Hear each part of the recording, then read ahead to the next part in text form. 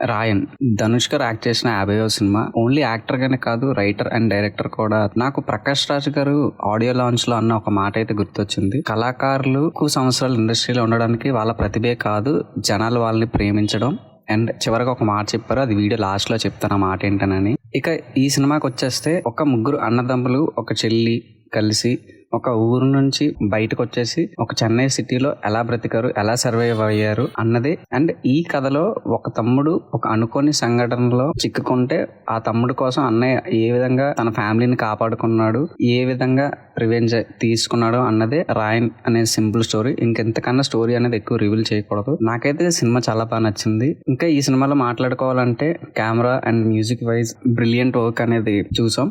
And Dhanush గారి direction కూడా brilliant గా ఉంది. అండ్ ధనుష్ గారు లవ్ ఫర్ ఫిలిమ్స్ అనేది మనం చెప్పలేము, ఎందుకంటే అంత ప్రాణం పెట్టి యాక్ట్ చేయడం గానీ, రాయడం గానీ, డైరెక్షన్ గానీ అవంతా మనం స్క్రీన్ మీద చూడొచ్చు. సో మీరు కూడా ఈ సినిమా చూడకపోతే సినిమా ట్రైలర్ చూడండి, సాంగ్స్ వినండి, ఎగ్జైటింగ్ గా అనిపించింది అని అనుకుంటే వెంటనే టికెట్ బుక్ చేసుకొని హ్యాపీగా వెళ్ళి సినిమా చూడండి. It's completely my opinion. Cinema అయితే నాకు చాలా బాగా నచ్చింది. సెకండ్ హాఫ్ లో కొంచెం రైటింగ్ అనేది స్ట్రాంగ్ ఉంటే బాగుంటది అన్నది నా పర్సనల్ ఒపీనియన్. ఎందుకంటే ధనుష్ గారు రైటింగ్ ని కమెంట్ చేసే వాళ్ళు అంత పెద్ద వాళ్ళం అయితే మనం కాదు. As a Dhanush garu fan, as a cinema lover గా, as a aspiring film maker గా సినిమా అయితే నాకు చాలా బాగా నచ్చింది.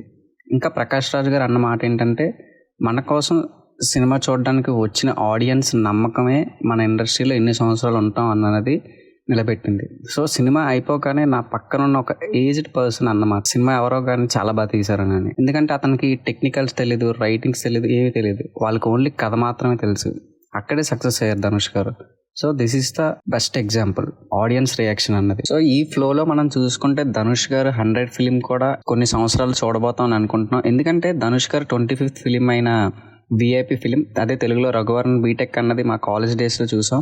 ఇప్పుడు చూస్తే 50 ఫిలిమ్స్, అంటే ఒక కొన్ని ఇయర్స్ గ్యాప్ లోనే 25 ఫిలిమ్స్ ని కంప్లీట్ చేశారు. ఇంకా కొన్ని ఇయర్స్ లో ఇంకా మంచి కథలు వస్తాయి, ఇంకా ఫాస్ట్ గా యాక్ట్ చేసే అతను 100 ఫిలిం కూడా మనం చూడబోతాం. I'm eagerly waiting the 100. And ఈ సినిమాలో సపోర్టింగ్ క్యారెక్టర్స్ అందరికి కూడా చాలా బాగా పర్ఫామ్ చేశారు. మెయిన్లీ సందీప్ కిషన్ గారు అయితే ఎక్సలెంట్ గా ఉంది. అండ్ సందీప్ కిషన్ గారి లవ్ ట్రాక్ ఏదైతే ఉందో చాలా రాగా, రస్టిక్ గా ఉంది. నాకు చాలా బాగా నచ్చింది ఆ లవ్ ట్రాక్ అన్నది. సో ఐ హోప్ ఈ వీడియో కనుక మీకు నచ్చింది అని అనుకుంటే ఒక లైక్ చేయండి. ఇంకా మన ఛానల్ సబ్స్క్రైబ్ చేసుకోకపోతే సబ్స్క్రైబ్ చేసుకోండి. Thanks for watching this video guys. Thank you.